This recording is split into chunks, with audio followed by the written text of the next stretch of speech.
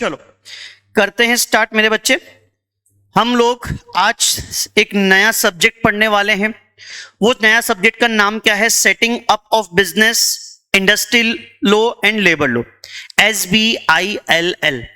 ये पार्ट आपके दो पार्ट में डिस्ट्रीब्यूट है, setting up of business and industrial and labour law.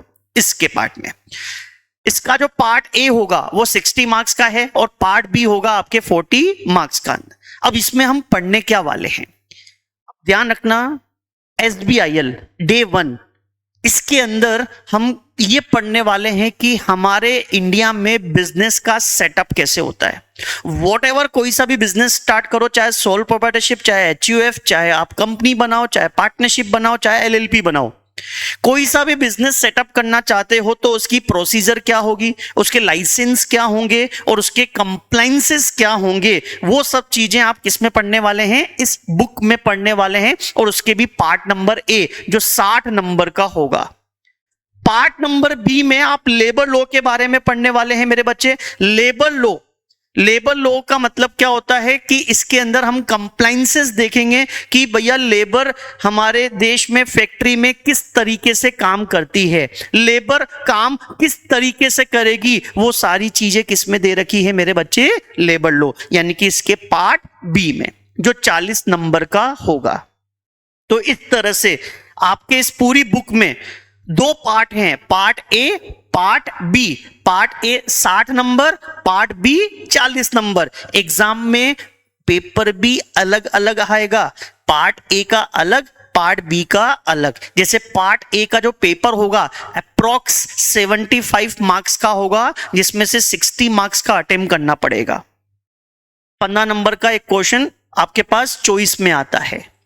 ऐसे ही पार्ट बी जो 40 नंबर का है उसका पेपर टोटल आएगा 60 मार्क्स का, 60 नंबर का, जिसमें से आप लोगों को 40 नंबर का क्या करना पड़ेगा? अटेम्प्ट। पढ़ने का तरीका क्या रहेगा देखो अब ध्यान से। आपके पार्ट ए में टोटल कितने चैप्टर्स हैं? 13। पार्ट ए में कितने चैप्टर्स हैं मेरे बच्चे? 13। उसके बाद 14 से लेके 20 तक पार्ट बी में आएंगे। तो इस तरह से पूरी बुक में आपके कितने चैप्टर्स हैं? 20 चैप्टर्स हैं। ठीक है, तो हम चैप्टर को स्टार्ट करते हैं। हम पहले चैप्टर कौन सा पढ़ना चालू करेंगे? Chapter number 2। चैप्टर नंबर 1 में अभी नहीं पढ़ा रहा क्योंकि बहुत ही सिंपल चैप्टर जो 12th में पढ़ के आए हो कि भैया बिजनेस कौन कौन से हमारे इंडिया में कर सकते हैं, सोल प्रोप्राइटरशिप, पार्टनरशिप, कंपनी। अब वो पढ़ाऊंगा तो सो ही जाओगे, ठीक है। और उसके बाद कि कोई सा भी बिजनेस चूज करने से पहले किन किन फैक्टर्स को ध्यान में रखते हैं, जो 12th क्लास में हम लोग डिस्कस कर चुके हैं। और फर्स्ट नंबर चैप्टर एग्जाम में बहुत रेयर है कि एग्जाम में आ जाए, तो इसलिए हम चैप्टर नंबर 2 से स्टार्ट करते हैं, जो हमारे लिए बहुत काम का है। Chapter number 2। चैप्टर नंबर 2 किसका है मेरे बच्चे? Corporate entity. किसका है मेरे बच्चे? कॉर्पोरेट एंटिटी का। कॉर्पोरेट एंटिटी का मतलब क्या होता है? कॉर्पोरेट एंटिटी का मतलब होता है जो कंपनी के रूप में बनी हुई है, जिन्होंने लॉ के अंदर रजिस्ट्रेशन करवाया है। और एक होता है नॉन कॉर्पोरेट एंटिटी, जिन्होंने लॉ में रजिस्ट्रेशन, से एग्जांपल सोल प्रोप्राइटरशिप। क्या उसके लिए कोई एक्ट बना हुआ है अपने इंडिया में? नहीं। पार्टनरशिप एक्ट बना हुआ है लेकिन रजिस्ट्रेशन करवाना कंपलसरी। तो ये सब किसमें आते हैं? नॉन कॉर्पोरेट एंटिटी, जो कंपनी या बॉडी कोऑपरेट में नहीं आते। और जो कंपनी या बॉडी कोऑपरेट होते हैं उनको क्या बोलते हैं? Corporate entity. जैसे प्राइवेट कंपनी, जैसे पब्लिक कंपनी, जैसे OPC, 1 पर्सन कंपनी, जैसे निधि कंपनी। पहले इसको निधि कंपनी बोलते थे, अब क्या बोलते हैं? Nidhi. Section 8 company, association not for profit. सब इस चैप्टर का ये एजेंडा है, इस चैप्टर में ये सब पढ़ने वाले हैं। प्रोड्यूसर कंपनी, फॉरेन कंपनी, ये हमारे टॉपिक इस चैप्टर में कवर होंगे। तो सबसे पहले हम आते हैं किसके ऊपर? प्राइवेट कंपनी के ऊपर। प्राइवेट कंपनी की डेफिनेशन कंपनीज एक्ट में दे रखी है। कहां दे रखी है मेरे बच्चे? कंपनी है तो कंपनी एक्ट में ही होगी। कंपनी एक्ट में इसका सेक्शन कौन सा है? इसको पढ़ते कैसे हैं, सेक्शन को रीड आउट कैसे किया जाता है, तो कैसे करते हैं ध्यान से देखिएगा। इसको पढ़ेंगे सेक्शन 2 को क्या पढ़ेंगे, सेक्शन, तो ऐसे बोलेंगे सेक्शन नंबर 2, ये है हमारा सेक्शन, ये है हमारा क्लोज, तो इसको कैसे पढ़ेंगे, सेक्शन नंबर 2 क्लोज नंबर 68 में किसकी डेफिनेशन दे रखी है, प्राइवेट कंपनी। ध्यान रखना, अगर आप हमारे इंडिया में कंपनी बनाना चाहते हैं, अगर आप हमारे इंडिया में कंपनी बनाना चाहते हैं तो आप 3 तरह की कंपनी बना सकते हैं मेरे बच्चे, ओपीसी, प्राइवेट कंपनी और पब्लिक कंपनी। अगर आप हमारे इंडिया में कंपनी बनाना चाहते हैं तो कंपनी कितने तरह की बना सकते हैं, 3 कंपनी कितने तरह की बना सकते हैं, 3, एक ओपीसी, एक प्राइवेट कंपनी और एक कौन सी कंपनी मेरे बच्चे, पब्लिक। तो आप 3 तरह की कंपनी हमारे इंडिया में फॉर्म कर सकते हैं। तो उसमें से कौन सा हम टाइप पढ़ रहे हैं, प्राइवेट कंपनी। कौन सी टाइप पढ़ रहे हैं मेरे बच्चे, प्राइवेट कंपनी।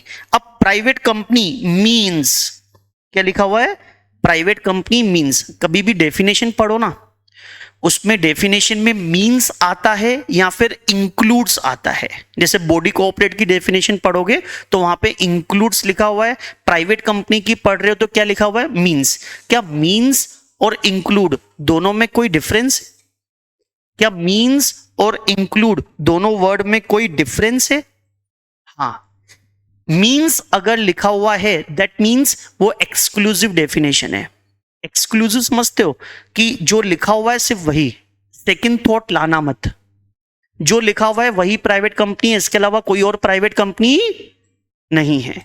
और अगर इंक्लूड होता, इंक्लूड का मतलब होता है इंक्लूसिव नेचर की डेफिनेशन है कि इसको पढ़ने के बाद सेकंड थॉट आती है तो वो भी प्राइवेट कंपनी है। लेकिन यहां पे वर्ड क्या दे रखा है, मींस। क्या दे रखा है, जैसे दुकानों पे जाते हैं कि हमारे यहाँ आटा दाल इत्यादि पाए जाते हैं, तो आटा दाल मतलब किराने की चीजें, इत्यादि मतलब, तो इंक्लूसिव नेचर की डेफिनेशन है वो, शामिल, इंक्लूड।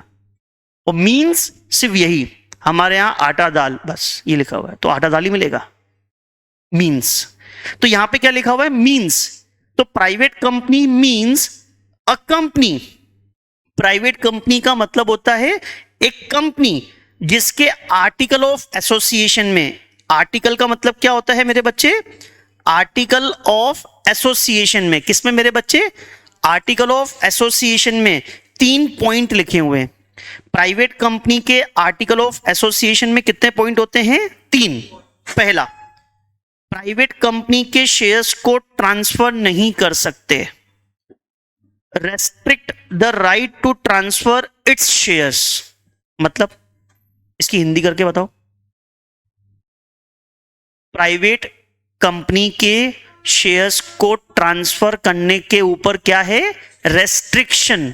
क्या है मेरे बच्चे, restrict the right to transfer its, private company के शेयर्स को ट्रांसफर, बेटा वर्ड क्या लिखा हुआ है, रेस्ट्रिक्शन। क्या प्रोहिबिशन है क्या, क्या प्रोहिबिशन और रेस्ट्रिक्शन में डिफरेंस होता है क्या, क्या डिफरेंस होता है, प्रोहिबिशन मतलब पूरी तरीके से मना कर रखा है, रेस्ट्रिक्शन मतलब मना है लेकिन वो काम कर सकते हो कंडीशन फुलफिल करने के, यानी कि क्या ये पूरी तरीके से मना कर रखा है क्या, यानी कि हम प्राइवेट कंपनी के शेयर्स ट्रांसफर कर सकते हैं एओए के अनुसार, किसके अनुसार, दैट मींस उसी कंपनी के मेंबर को, आउटसाइडर को बेच, प्राइवेट कंपनी के शेयर्स बेचने हैं तो उसी कंपनी के मेंबर को बेच सकते हैं, आउटसाइडर को बेच, बोलो आया।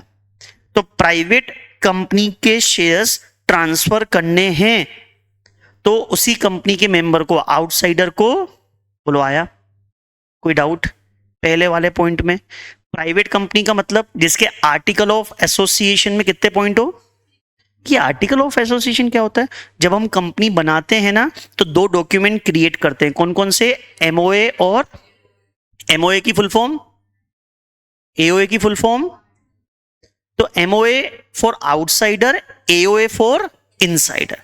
MOA for outsider, AOA for, तो कंपनी के जो इंटरनल लोग होते हैं यानी कि शेयर होल्डर और डायरेक्टर, उनके बारे में सारी चीजें कहां लिखी हुई होती है? एओए में। तो प्राइवेट कंपनी के शेयर्स को ट्रांसफर, बोलो आया, डिबेंचर ट्रांसफर कर सकते हैं, बोलो डिबेंचर ट्रांसफर कर सकते हैं। हाँ, रेस्ट्रिक्शन स्पेसिफिक लिखा हुआ है किसके ऊपर? बेटा ध्यान रखना, लो में हिंदी करना आसान है, लेकिन लो बनाने वाले ने लो क्यों बनाया उसकी आत्मा तक पहुंचने के लिए इंटरप्रिटेशन की जरूरत होती है। और इंटरप्रिटेशन एक एक वर्ड के बारे में सोचने से आएगा।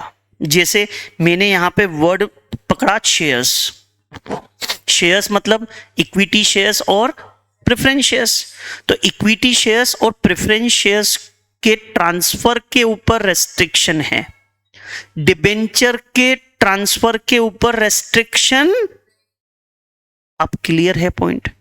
नहीं अभी भी नहीं है, डाउट पूछो पहले वाले पॉइंट में, अभी भी कोई डाउट? प्राइवेट लोगों को, अपने ही डायरेक्टर्स को, प्रमोटर्स को, शेयर होल्डर्स को। What is the meaning of transfer? बेचना, ट्रांसफर करना, किसी को देना। समझ में आया? क्लियर है? ये भी इंक्लूसिव नेचर की डेफिनेशन है, ट्रांसफर करना, किसी भी पर्पस में देना। तो क्या प्राइवेट कंपनी अपने शेयर ट्रांसफर कर सकती है? रेस्ट्रिक्शन कर सकती है between the members, but outsiders को, बोलो आया, शेयर्स की डिबेंचर, ओनली शेयर्स, डिबेंचर तो ट्रांसफर, ठीक है। दूसरा, accept in case of OPC, OPC company को छोड़ के मैक्सिमम मेंबर कितने होते हैं? सीधी ओपीसी में कितने मेंबर होते हैं? 1 पर्सन कंपनी, नाम से पता पड़ रहा है एक पर्सन की कंपनी, जिसमें कितने मेंबर होते हैं? कितने पर्सन होते हैं? तो मैक्सिमम मेंबर कितने होते हैं? 200। मैक्सिमम मेंबर कितने होते हैं? मैक्सिमम मेंबर कितने होते हैं? 200। बोलो आया? मैक्सिमम मेंबर कितने? आया? कोई डाउट? पूछो यार, नहीं तो मैं पूछूं। आज का दिन सिर्फ यही सिखाना है कि there is difference between English to Hindi और इंटरप्रिटेशन। इंटरप्रिटेशन अलग चीज होती है, इंग्लिश टू हिंदी सामान्य बात है, जो हम 11th-12th में कर चुके हैं, वो आगे भी करते रहेंगे। लेकिन लॉ के अंदर इंटरप्रिटेशन, जिसका इंटरप्रिटेशन सबसे बेहतरीन होगा वही आगे बढ़ पाएगा। आपके जो सीएस बनने के बाद पैकेज डिसाइड होते हैं आपके इंटरप्रिटेशन लेवल पे ही होंगे। जितना आप पढ़ के अच्छे से समझ पाएंगे वही आपका इंटरप्रिटेशन लेवल है। हाँ जी, तो बताएं, accept in case of OPC, ये वर्ड क्यों लिखा? लो बनाने वाले ने ये वर्ड क्यों लिखा?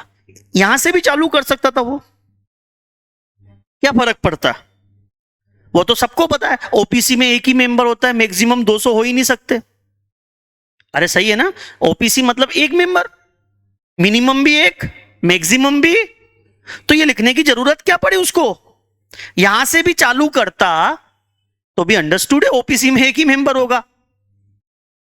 पता है ऐसा क्यों लिखा? मैंने क्या बताया? इंटरप्रिटेशन। सोचो लो बनाने वाले ने ये लाइन क्यों दी? सबको पता होगा कंपनी अगर आप बनाना चाहते हैं तो कंपनी कितने तरह की बना सकते हैं? कितने तरह की कंपनी बना सकते हैं? 3, OPC, private company, public company. कितने तरह की कंपनी बना सकते हैं? 3, ओपीसी, प्राइवेट। कंपनी लॉ में ओपीसी कंपनी की डेफिनेशन अलग है मेरे बच्चे। वो कहां दे रखी इसकी डेफिनेशन? Section number 2 close. पढ़ना सिखाया? 2 को क्या बोलेंगे? सेक्शन, ब्रैकेट में लिखा हुआ है क्लोज। सेक्शन नंबर 2 में सबसेक्शंस नहीं होते हैं, बाकी सब में सेक्शन, सबसेक्शन, क्लोज, सब क्लोज, लेकिन सेक्शन नंबर 2 में सबसेक्शन प्राइवेट कंपनी की डेफिनेशन 268, पब्लिक कंपनी की डेफिनेशन 271। अब मुझे बताओ मिनिमम मेंबर कितने होते हैं? ओपीसी में कितने होते हैं? प्राइवेट कंपनी में मिनिमम मेंबर, पब्लिक कंपनी में कितने हैं? और मैक्सिमम मेंबर एक। यहां पे इनके नाम के पीछे क्या लगता है? सबको पता है पब्लिक कंपनी के नाम के पीछे क्या लगता है? एलटीडी या लिमिटेड। प्राइवेट कंपनी के नाम के पीछे क्या लगता है? जैसे अपनी पेस कंपनी है, पेस एडुकेयर प्राइवेट लिमिटेड, कौन सी कंपनी है?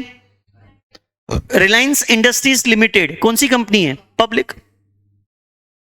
समझ में आया? जिसके नाम के पीछे लिमिटेड वो कौन सी कंपनी? पब्लिक। जिसके नाम के पीछे प्राइवेट लिमिटेड वो कौन सी कंपनी?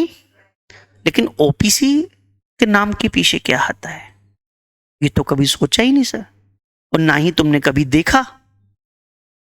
तुमने प्राइवेट लिमिटेड वर्ड देखा, तुम लोगों ने लिमिटेड वर्ड भी देखा, लेकिन ओपीसी के नाम के पीछे क्या आता है? तो मैं वही बता रहा हूं, बेसिक तो क्लियर हो। बेसिक होगा तभी तो एडवांस लेवल की लॉ पढ़ पाओगे। एग्जीक्यूटिव मतलब एडवांस लेवल की लॉ है इसके अंदर। तो सुनना, OPC is a part of private company, कोई नया पार्ट नहीं है। ओपीसी कंपनियां दो ही होती हैं, पब्लिक या प्राइवेट। जो आपकी ओपीसी है 1 पर्सन कंपनी है। 1 person company is a part of private company. 1 person company is a part of. 1 person company कोई नया टाइप नहीं है। 1 पर्सन कंपनी किसका पार्ट है मेरे बच्चे? प्राइवेट का। इसलिए इसके नाम के पीछे भी प्राइवेट लिमिटेड आएगा। जैसे एबीसी प्राइवेट लिमिटेड, एबीसी नाम के पीछे प्राइवेट लिमिटेड। लेकिन सर ये पता कैसे चलेगा प्राइवेट कौन सी है, ओपीसी कौन सी है? ये तो दोनों प्राइवेट कंपनी दिख रही है सर। तो इसके लिए एक्स्ट्रा लिख दिया कि ओपीसी को अपने नाम के पीछे ब्रैकेट में क्या लिखना पड़ता है? 1 पर्सन कंपनी या फिर ओपीसी। इससे पता चल गया ओपीसी कौन है और प्राइवेट कौन है। अब आया समझ? अब आया समझ? आया कि नहीं आया?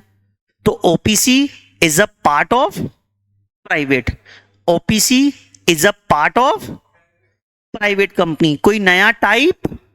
अब मुझे एक बात बताओ, जो प्राइवेट कंपनी है, प्राइवेट कंपनी के आर्टिकल ऑफ एसोसिएशन में कितने पॉइंट आएंगे? अभी अभी आपने पढ़ा, पहला पॉइंट क्या पढ़ा? रेस्ट्रिक्ट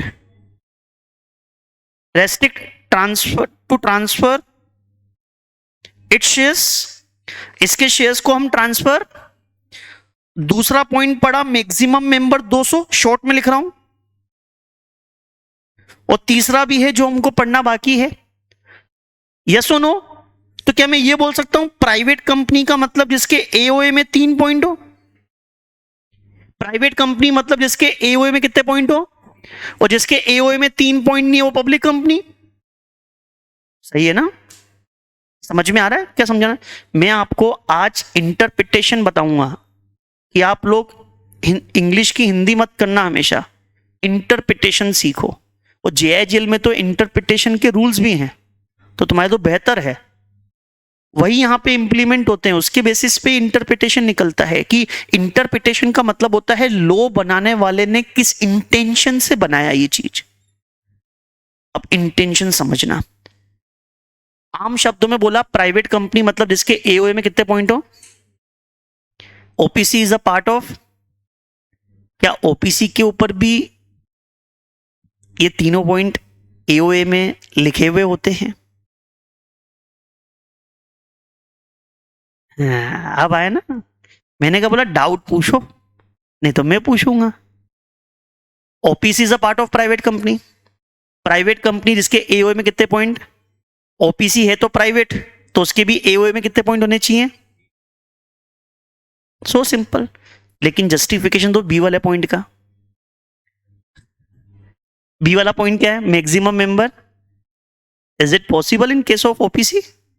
देन तभी तो लो बनाने वाले ने ये वाली लाइन लिखी। ये लाइन नहीं लिखता, दैट मींस ओपीसी के एओए में भी 3 पॉइंट आएंगे। ये लाइन लिखी, इसका मतलब है ओपीसी के एओए में 2 पॉइंट आएंगे, ए और सी। अब आया समझ? अभी थोड़ी देर पहले क्या सोचे थे, इस लाइन का तो मतलब ही नहीं है, यहां से चालू करता, अरे अनर्थ हो जाता नहीं लिखता तो। समझ में आया? ओ प्राइवेट के लिए ठीक था, ओपीसी के लिए अनर्थ हो जाता। तो इसलिए इसने पहली लाइन क्या लिखी, accept in case of OPC. समझ में आया? इंटरप्रिटेशन ने कहा तो कितना सोचना पड़ा। इंग्लिश तो हिंदी तो ओके। तो बेटा जितना इंटरप्रिटेशन लेवल हाई होगा, ये कैसे आएगा, ऐसे सोचने से। एक दिन में नहीं आएगा, 1 महीने की प्रैक्टिस से आता है कि रोज क्लास के अंदर ऐसे अपन सोचेंगे तो 1 महीने के बाद अपना इंटरप्रिटेशन लेवल बड़ा हो जाएगा, नो डाउट। ऐसे प्रोविजन कंपनियों में बहुत सारे हैं, ठीक है। तो सुनना, एओए में कितने पॉइंट प्राइवेट कंपनी के, 3। पहला पॉइंट क्या था, शेयर्स को ट्रांसफर, डिबेंचर को। दूसरा, एक्सेप्ट ओपीसी, यानी कि ओपीसी के एओए में दूसरा पॉइंट, और मैक्सिमम मेंबर कितने, 200। यहां तक कोई डाउट हो तो बताओ, पूछो ना यार। बस यहां तक पढ़ाया मैंने अभी तक, यहां तक, इसके नीचे नहीं। यहां तक कोई डाउट पूछो यार। नहीं पूछोगे, मैं पूछूं? What is the meaning of member? Member का मतलब क्या होता है, तो सुनना, मेंबर का मतलब क्या होता है, हमने देखा मिनिमम मेंबर ये, मिनिमम मेंबर ये, मैक्सिमम। तो मेंबर का मतलब क्या होता है, तो नॉर्मल है, जो कंपनी के रोम रोम में बसा हुआ है। सर क्या क्या सिखा रहे हो ये, जो कंपनी के रोम रोम में बसा हुआ है उसको क्या बोलते हैं, मेंबर। सर ये लिख के आएंगे ना, घर आके बोल के जाएगा तो सीएस नहीं बन सकता। जो कंपनी के किस में बसा हुआ है, अरे शॉर्ट फॉर्म है, आर मतलब रजिस्टर, ओ मतलब ऑफ, एम मतलब मेंबर। अब समझ में आया?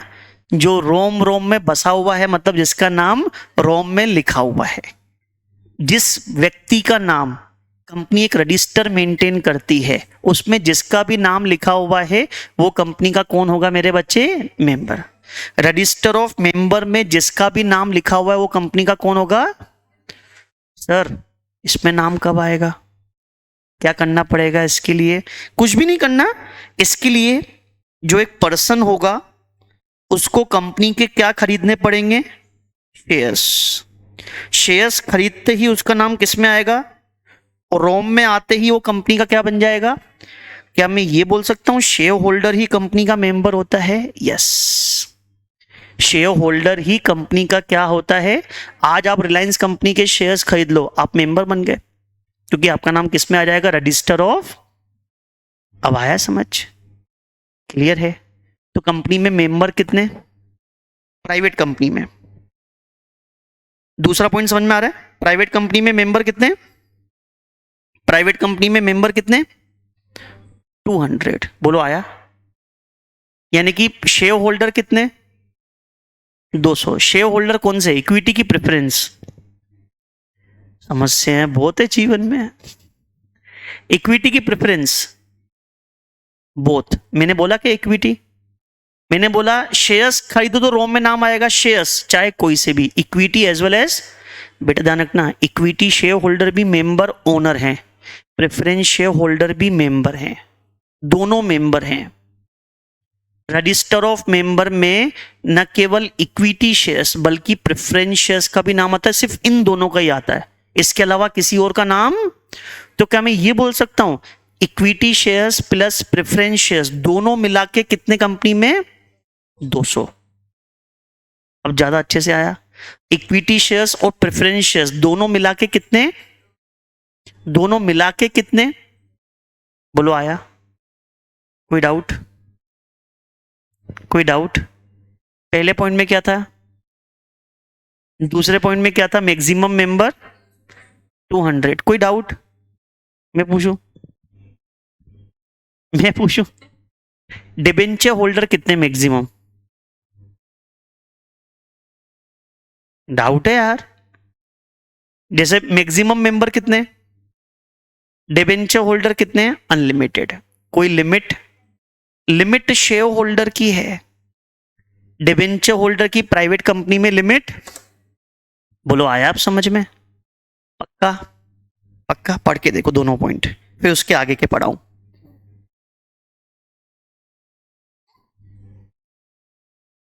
को अच्छे से हाईलाइट कर लेते हैं अपन।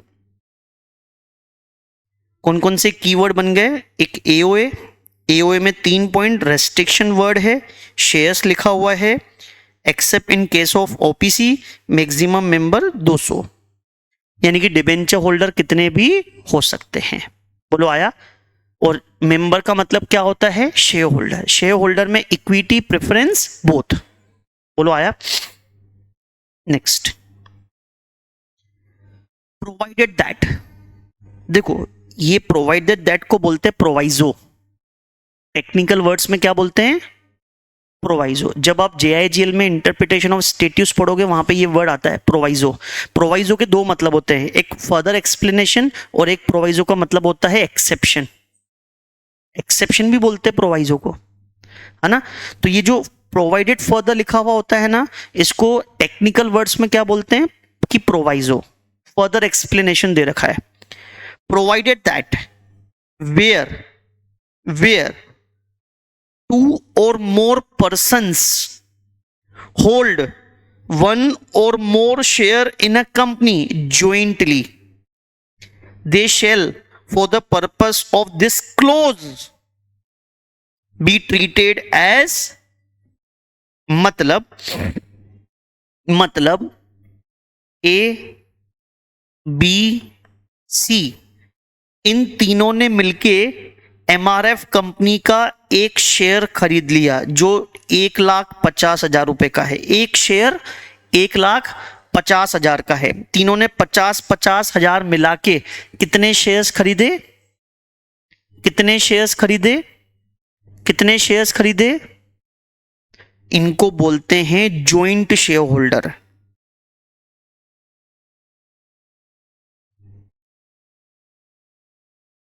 क्या बोलते हैं इनको? अगर 2 या 2 से ज्यादा लोग मिलके किसी कंपनी के शेयर्स खरीदते हैं तो उनको क्या बोलते हैं? Joint share holder. और जॉइंट शेयर होल्डर को हमेशा एक मेंबर ट्रीट किया जाता है। कितने मेंबर? Single member. बोलो आया? जॉइंट मेंबर को क्या ट्रीट किया जाएगा? Single member. बोलो आया? डन। नॉर्मल लिखा हुआ है। प्रोवाइडेड फर्दर दैट, और भी लिखा हुआ है सेकंड प्रोवाइजो। क्या? पर्सन हु आर मतलब प्रेजेंट टेंस, अभी, जो कंपनी में अभी एम्प्लॉय है, यानी कि प्रेजेंट एम्प्लॉय। कंपनी में क्या है? प्रेजेंट में एम्प्लॉय है। Person who having been formally in the employment, जो पहले कंपनी में एम्प्लॉय था, जो पहले कंपनी में एम्प्लॉय था। इन दोनों को 200 की कैलकुलेशन में काउंट नहीं करेंगे। सर क्या लिख दिया इन्होंने? ये 200 में काउंट नहीं करेंगे, समझ में नहीं आया? लो समझो, समझना क्या बोलना चाह रहा है, क्या बोलना चाह रहा है सुनना। मान लो 1 अप्रैल 2025 मिस्टर ए एबीसी लिमिटेड में, ABC private limited, private company है ना, एबीसी प्राइवेट लिमिटेड, इसमें वो एम्प्लॉय के रूप में अपॉइंट हुआ। किसके रूप में अपॉइंट हुआ? इसने 15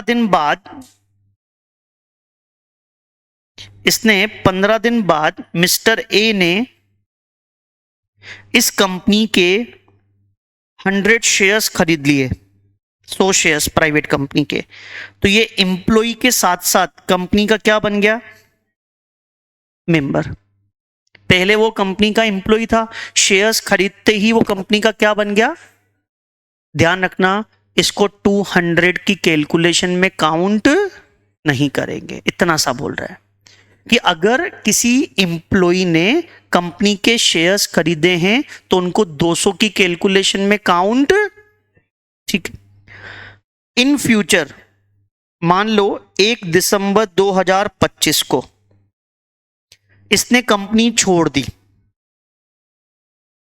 मिस्टर ए ने कंपनी छोड़ दी, अब वो कंपनी का क्या बचा? सिर्फ मेंबर।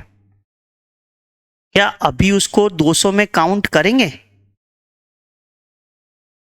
यहां पे तो ये प्रेजेंट था, ये सुनो, अगर तुम यहां पे खड़े हो जाओ तो ये क्या था कंपनी का?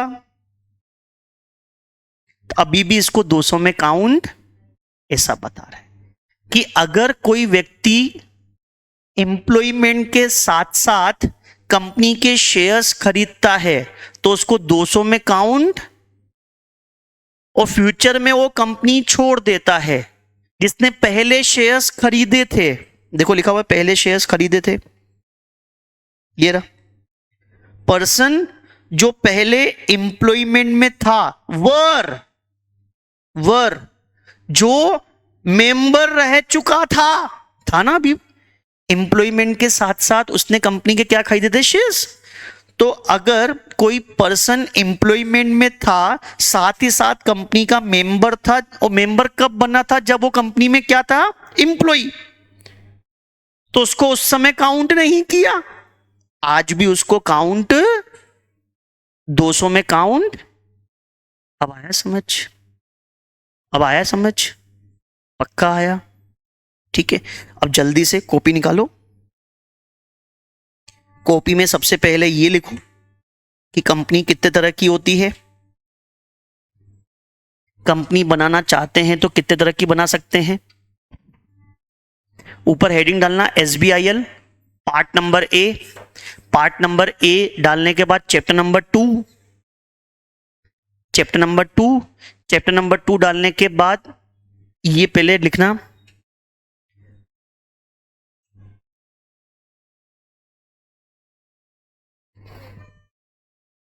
कि कंपनी 3 तरह की होती है।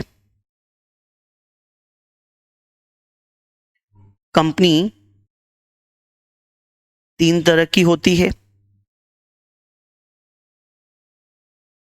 OPC, private, public. OPC, private, public.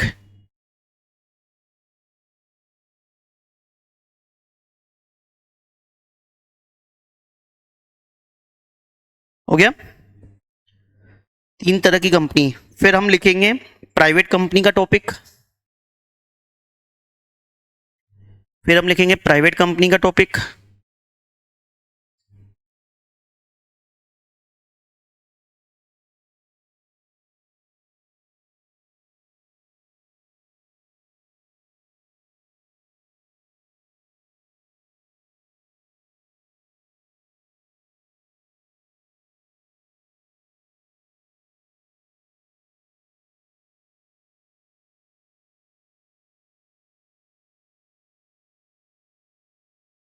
फिर हम लिखेंगे प्राइवेट कंपनी का topic.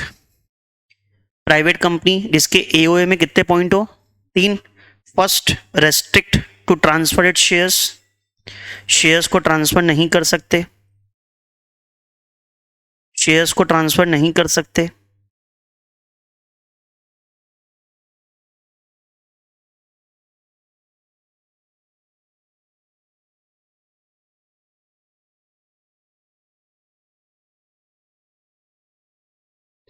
maximum member 200, but does not include employees, does not include employees.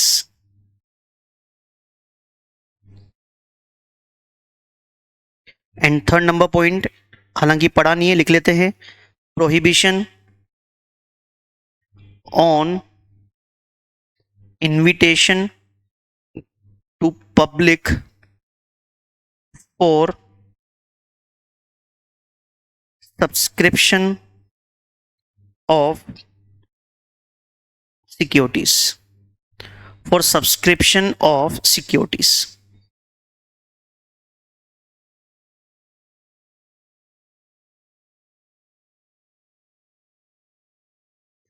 For subscription of securities.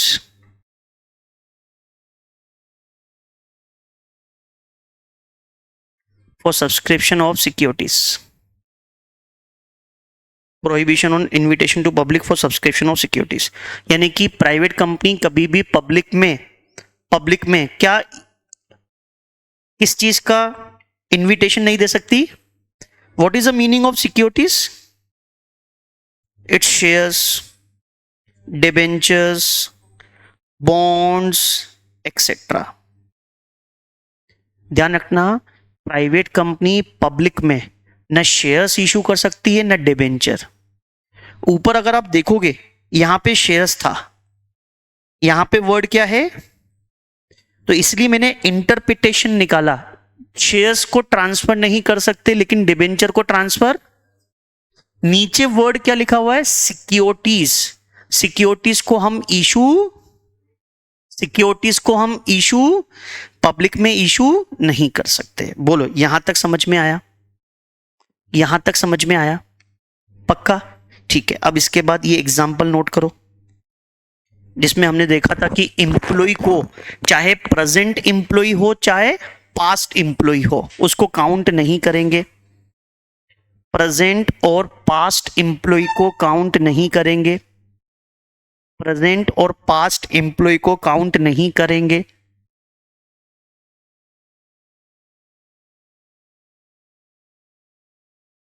हो गया?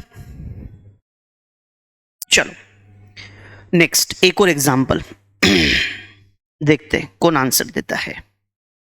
मान लो एक कंपनी है एबीसी प्राइवेट लिमिटेड. इस कंपनी में जो मेंबर हैं वो कितने हैं? कंपनी के डायरेक्टर्स ने शेयर्स ले रखे हैं. ऐसे कितने डायरेक्टर्स हैं? 20 की जगह 15 कर लेते हैं. 15 डायरेक्टर्स ने कंपनी के शेयर्स ले रखे हैं, तो उनको डायरेक्टर के साथ साथ क्या बोलेंगे? मेंबर. फिर एक्स डायरेक्टर, एक्स समझते हो ना? एक्स यानी कि पहले डायरेक्टर थे, अब डायरेक्टर, लेकिन मेंबर तो ऐसे कितने? 10. फिर कंपनी के एम्प्लॉय ने भी शेयर्स ले रखे हैं. कंपनी के एम्प्लॉय ने भी शेयर्स ले रखे हैं. ऐसे कितने एम्प्लॉय हैं? 50.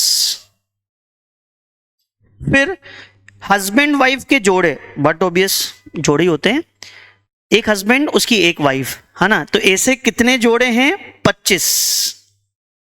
तो टोटल कितने हो गए? 50. हस्बैंड वाइफ ने मिलके ले रखे हैं, हस्बैंड वाइफ ने, तो कंपनी में तो कितने हो गए? 50.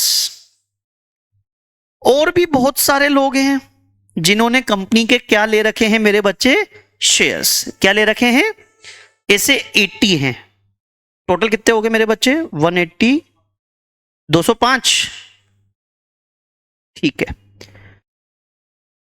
More than 200. आरओसी का नोटिस आ गया. आरओसी कौन? जो कंपनियों का रजिस्ट्रेशन करता है. आरओसी का नोटिस आया, कंपनी क्या है ये, तूने एओए की कंडीशन को ब्रेक कर लिया,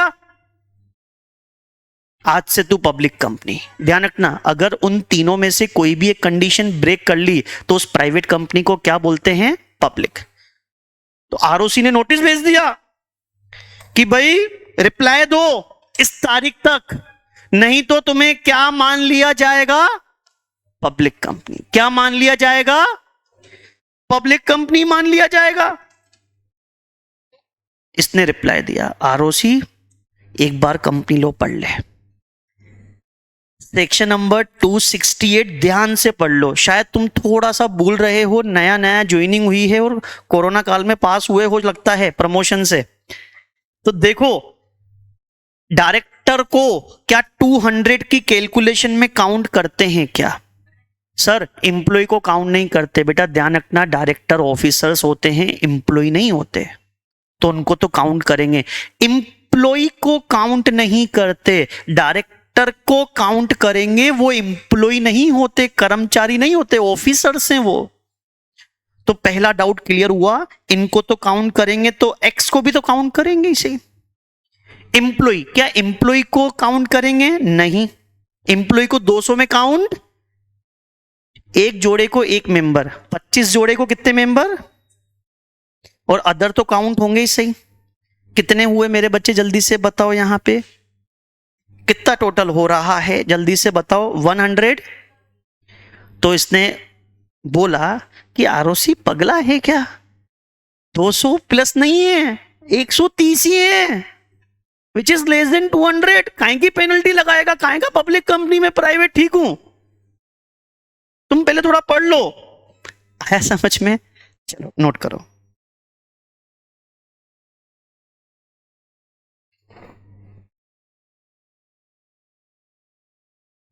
अब देखो, हिंदी करने से बेटर था ये पढ़ना, ताकि हमको क्लियरिटी आ गई। अब मैं आपसे कभी भी प्राइवेट कंपनी की डेफिनेशन पूछूंगा ना, तो जैसे तैसे करके तीनों पॉइंट सही बता दोगे। हो गया सभी का? तो आज के लिए इतना ही करते हैं, कल करते हैं इसके आगे।